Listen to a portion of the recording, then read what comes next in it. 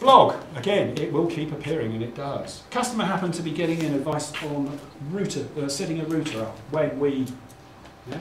Little throwaway phrases like this create an impression, which is why blogging is so important, because you can write stories about the fact that he was in talking about viruses. Yeah? But nevertheless, real good one here, demonstrate your expertise. There is so much you can do around self-help guides. Making them available to people. Put them on your website. I'm going to come back to these in just a moment with some examples. Send them to the media. Why on earth would you want to send a self-help guide to a newspaper? Sorry, different thing. As far as self-help guides, just briefly, I can see the logic behind it. But if you do like a complete step-by-step guide for, say, a virus removal, I know you're creating giving something for nothing. Now you're also just losing a job, losing out. No. The guides that you're creating here, right? You're not trying to You're not trying to train people to be experts. Yeah. You're trying to train people to do the stuff that most people would be able to do if only they knew how. Yeah. What you're doing, right? Because, and the importance of this is when you think about when they come to you, and you say, "Oh yes, this is a simple problem. I can fix it. I can do this in a matter of a couple of hours." Could I have done it myself? Do I really need to pay you 35, 40 quid for that? Versus, I used your guide, I can't get it off. How much can you do? What will it cost me to fix it? Well, yeah, it reinforces the validity and the worth of what you can do over what they could do for themselves. Yes, sir? A lot of our clients just merely need help with stupid things like how to copy and paste things and how to manage their files and folders, and that can be really helpful in itself. And then when something seriously complicated comes up, they'll remember you to... They do, you're top of mind. You were the helpful person. Every time they do that action subsequently, they think, a helpful chap down the road helped me. Yeah? It was Jim who said that, it was Alison that said that. Put them on your website. That's why I asked, why send them to the media? Free advertising again. Well, yeah, it's not the advertising, it's the editorial. It's getting a name. Hang on, there's an IT person in our vicinity who looks like they're a bit of an expert. Have we ever thought about running an IT corner? There's people in the room that have been invited to be on radio programmes in their locality about that. There are other people in the room who have been on TV to be a local business expert. Yeah? Cultivating relationships with the media, really, really important. Really, really important. It's a long game, but by God, it's huge because the coverage is so vast. We got coverage for a survey we did in the Buxton Advertiser. How many people read the Buxton Advertiser? 45,000 people. It cost us nothing.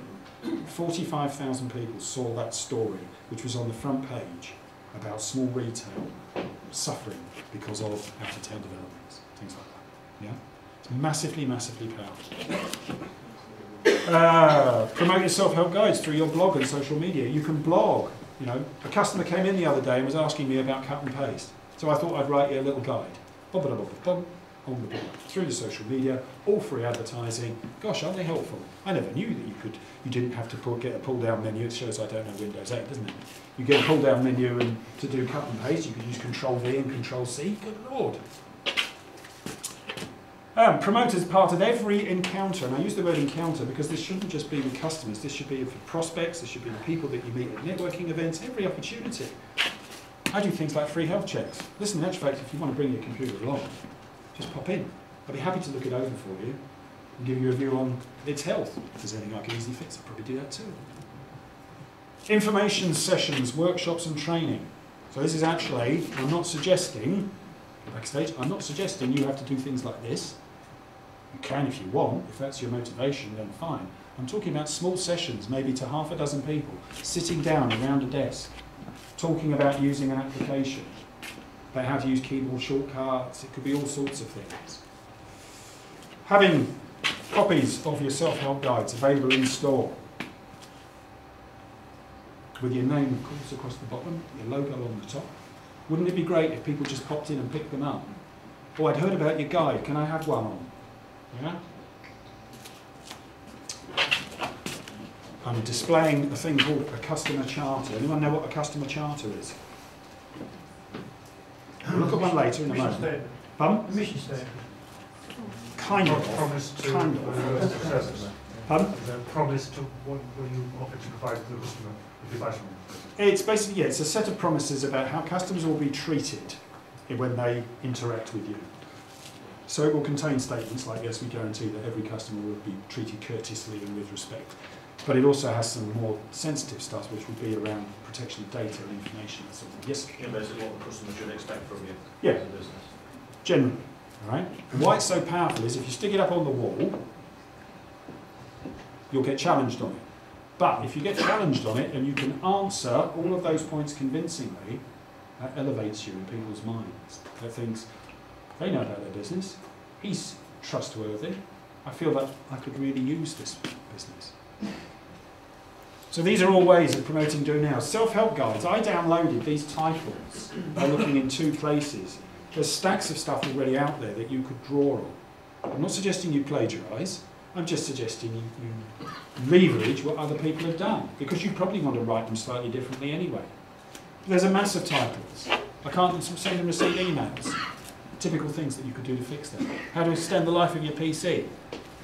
Right through to how to choose the right equipment for me. What are the factors I should be looking for? Why does disk size matter? What's RAM?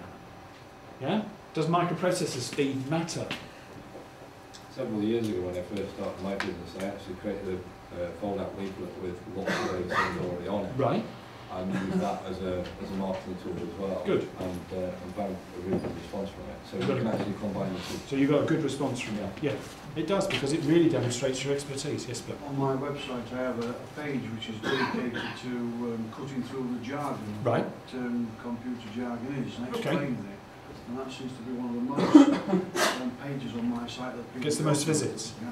Interesting, isn't it? And that's something you might also put into a customer charter. We promise never to talk to you using jargon or phrases you won't understand. But how are you going to prove that? Well, listen to me when I talk to you, when you come in and talk to me. The moment I say anything you don't understand, you tell me. More titles, it goes on.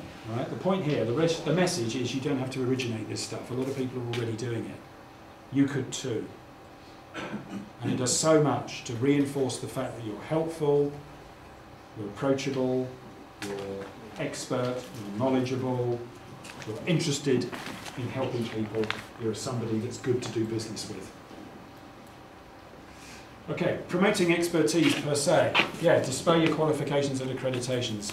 As soon as you become a Microsoft accredited refurbisher, not that I'm trying to sell them, you should be using that stamp. It should be on your emails, it should be in your window, it should be up on the wall in your shop, on the side of your van even if you've got one.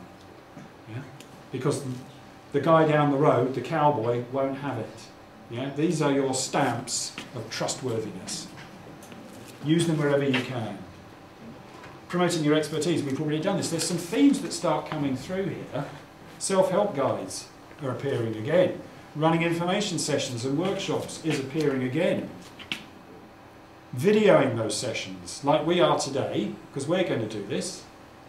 Today will end up on our YouTube channel, and we will promote it through social media, because we want to give the impression that we're helpful to other people like you, because we want more customers. You could do the same every time you stand up and talk in front of people. Invite the media.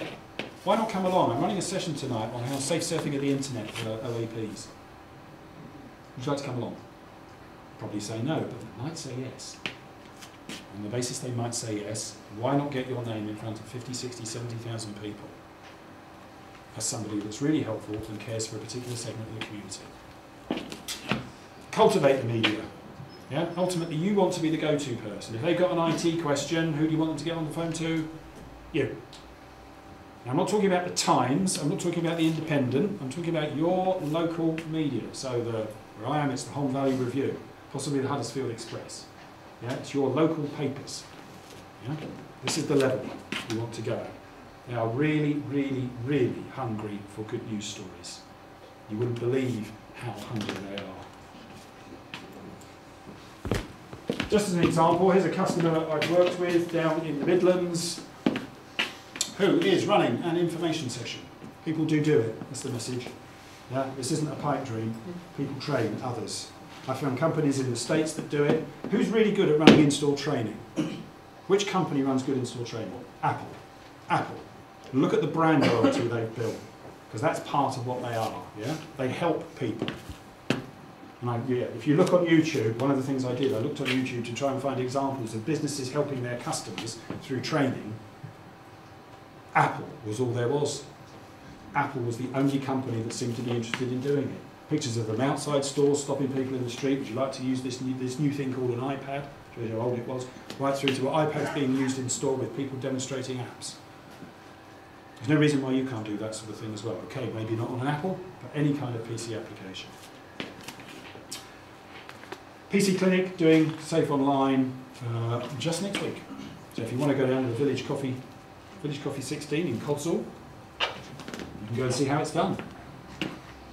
No one's expecting a fantastic polished presentation, just an information session, something informal, something that makes Peter Butler, the guy that runs this business, something that makes people think, yeah, he's friendly, he's good, he's nice, he knows his stuff.